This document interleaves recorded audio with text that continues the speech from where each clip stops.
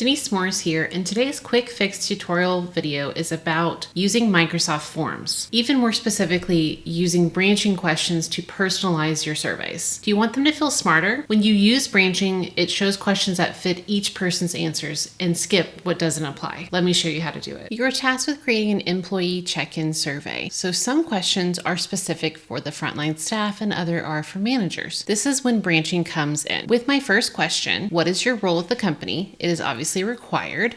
I'm going to click on this ellipsis and I get the option to add branching. When they answer frontline staff, where do you want them to go next? I want them to go to how supported do you feel in your role? If they answer manager, I want them to go to as a manager, what is your biggest challenge right now? So I've now branched from 1 to 2 for frontline and from 1 to 4 for as a manager. Now, if I click on this next one, I can have them go to the end of the form. And for this question 2, they would then go to as a frontline staff manager, how do you feel about your concerns? So we're able to detail this survey and have specific questions lead to specific answers. You have it. Branching keeps your form short, relevant, and personalized because no one likes answering questions that don't apply to them.